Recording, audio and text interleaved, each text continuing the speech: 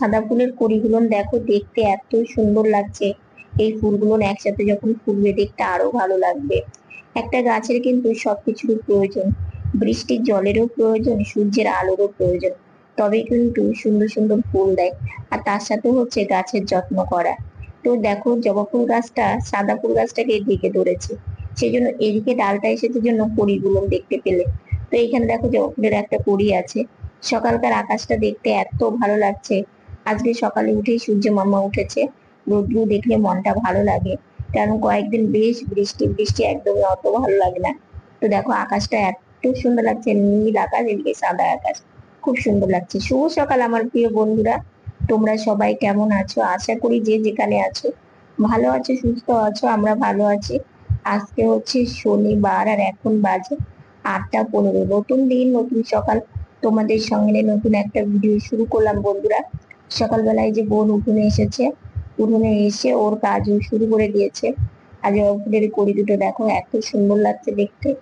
এই ফুল দুটো যখন ফুলবে, একদম নিচুতে ফুলবে, আর দেখতে বেশ ভালো লাগছে। কিন্তু তোলা যাবে, বোনও তুলতে পারবে, আমিও তুলতে পারবো।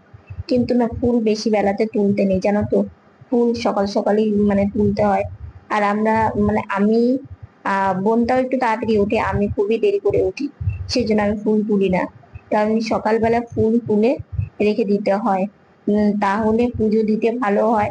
আর একটা কথা কি, ফুল যদি দেরি করে তোলা হয় না, প্রজাপতি এসে বসে, তারপরে তোমার মানে মানে যে ফুলের মধু খায়, যে প্রজাপতি, তারা এসে বসে, সেই ফুল তুলে নাকি পুজো দিতে নেই।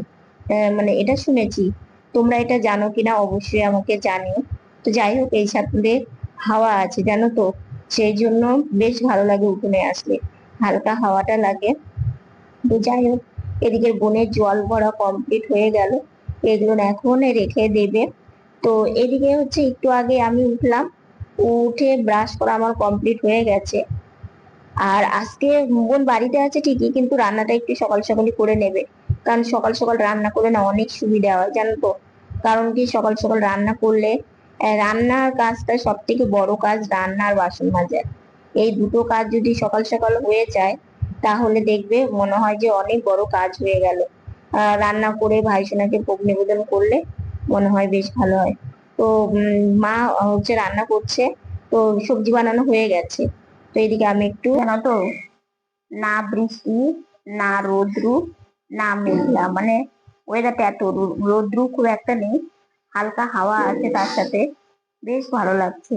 তো এই যে গেটের এখানে এসে না, মানে এখানে যদি বসে থাকি না, পূর্ব দিক থেকে যে হাওয়া আসে, সেটা এখানে খুব ভালো পাওয়া যায়। তো এখানে এসে একটু বসেছি। মা ওইদিকে রান্না বান্না বসিয়ে দিয়েছে। আর রান্না বান্না বলতে মিষ্টি কুমড়ার ডোবা এনেছিল কালকে, তো কালকে মা বানিয়ে রেখে দিয়েছে ফ্রিজে। আর হচ্ছে বাকি সবজিগুলো বানালো। আরো তোমার আর একটা কি যেন শাক এনেছে, সেটাও দেখাবো। আর বোন গেছে ওইদিকে স্নানে, বোন স্নানে গেছে। বোন এখনো স্নান থেকে বেরোয়নি, স্নান করে বেরোবে এখনই।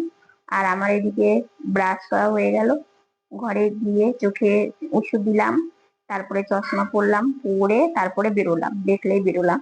তো যাই হোক, রান্না বান্না বসে গেছে, কিছুটা রান্না বান্না করে তারপরে হচ্ছে কিছুটা রান্না বান্না করে নি, তারপর আমাকে খেতে দেবে। আমি খাওয়া দাওয়া করবো, খাওয়া দাওয়ার পরে আবার ওষুধ আছে, ওষুধ খাবো। তো যাই হোক, বারান্দায় এখন যাব না, কারণ এখন বারান্দায় গেলে না খাওয়া দেরি হয়ে যাবে, এমনিতেই 10টা পার হয়ে গেছে। তো এখন আর যাবো না, পরে যাব বারান্দাতে।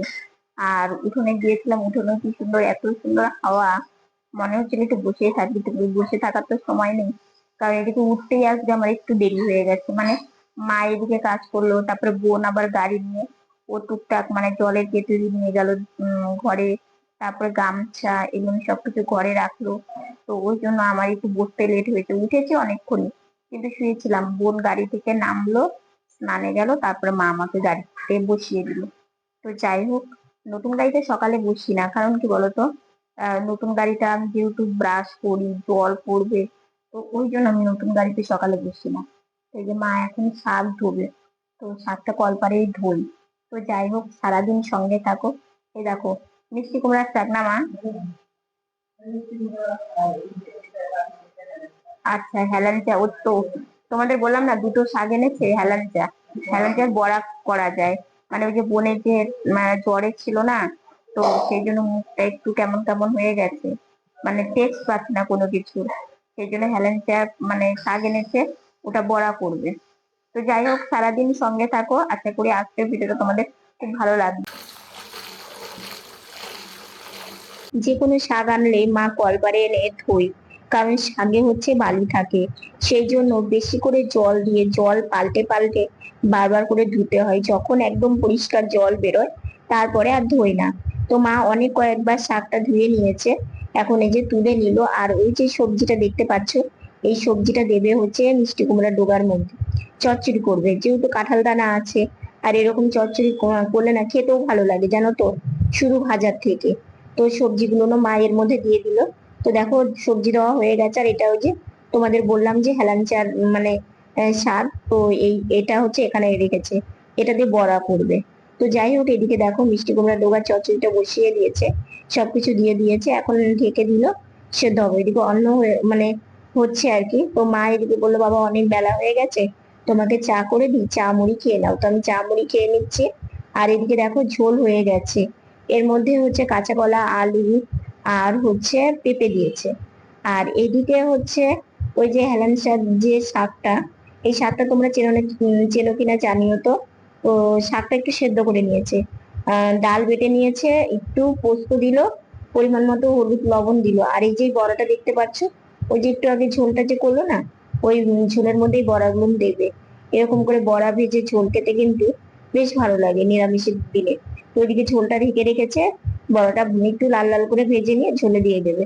তো এদিকে এই কয়েকটা বড়াই ভাজছে, আর এদিকে হেলাঞ্চার পাতার বড়াটা এখন ভেজে নিচ্ছে। এটা যেন তো অনেক দিন পর করা হলো, সেই ছোট থাকতে খেয়েছিলাম। তো এখন হয় না।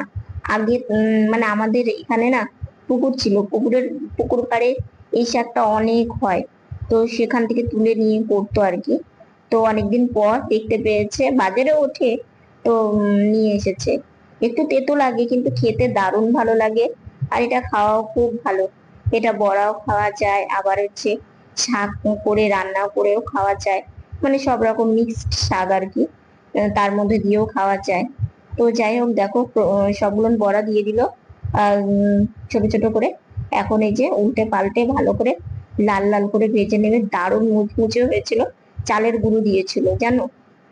তো খাওয়া দাওয়াটা আর তোমাদের সাথে শেয়ার করতে পারিনি, মাঝখানে আমি ভিডিও করতে পারিনি, একটু রেস্ট নিচ্ছিলাম। আর হচ্ছে এইদিকে আমি একটু কাজ ছিল আর কি, মানে রেস্ট নেওয়া। তারপরে হচ্ছে কি বলতো, কোনো কোনো দিন মনে হয় কি একটু শুয়ে থাকি, কোনো কিছু করতে ইচ্ছে করে না, সেরকমই। আর তার মধ্যে কি বলতো, আমার শরীরটা না উইক শরীর, আমি মনের জোর নিয়ে কাজ করি, কাজটা আমাকে করতে হবে, কাজটা আমার ভালো লাগে, সেই জন্য। তো যাই হোক, খাওয়া দাওয়া করে স্নান করে রেস্ট নিচ্ছিলাম। রেস্ট নিয়ে মায়ের সাথে বেরিয়েছি ঘুরতে। তো আজকে না একটু বেলা চলে গেছে বেরোতে, কারণ কি বলতো, একটু শুয়ে থেকে উঠতে উঠতেই লেট হয়ে গেছে। তো যাই হোক, এদিকে মায়েরও কাজ ছিল, ফুল গাছের কাজ করে এসেছে। তো যাই হোক, এদিকে হচ্ছে দেখো ভবনের দরজা খোলা ছিল। এখানে কি হবে তোমাদের বলবো, দেখো কত পাইপ আর লোকজনও আছে। আমরা হচ্ছে ভবনের ভেতরে ঢুকেছি, দরজা খোলা আছে। তো ভবনের ভেতরে ঢুকে একটা সুখবর পেলাম, বিশাল বড় মার্শাল বসানো হবে। সেই জন্য দেখলে জায়গাটা অনেক খাল করেছে, অনেক পাইপ নিয়ে এসেছে, ভালোই তাই না।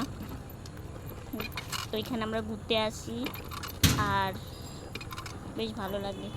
ঝাউ গাছ, দাঁড়াও তোমাদের একটু দেখাই, দাঁড়াও। এই দেখো, বিকেল হয়ে গেছে, আজকে বেরিয়েছি একটু দেরি করে, বুঝলে। ওইদিকে যাবো না, ভীষণ জঙ্গল, আর জঙ্গলে পোকামাকড় থাকতে পারে, ভয় লাগবে, বুঝলে। আর এটা হচ্ছে বেরোনোর দরজা।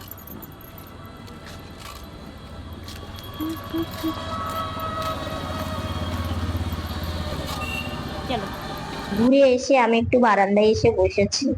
আহ একদম সন্ধ্যার সময়, সন্ধ্যা সবাই দিচ্ছে, তো এদিকে বাইরে এখানে বসে থাকতে না বেশ ভালো লাগে। আর যেহেতু গরম, তো গরমের জন্য মশাও কম, তো সেই জন্য একটু বসে আছি। পোলের ওদিকে আলো দিয়ে দিয়েছে। আর মানে এখানে নিরিবিলি জায়গা, তার সাথে না ঠান্ডা হাওয়া আছে, সেই জন্য বসে আছি।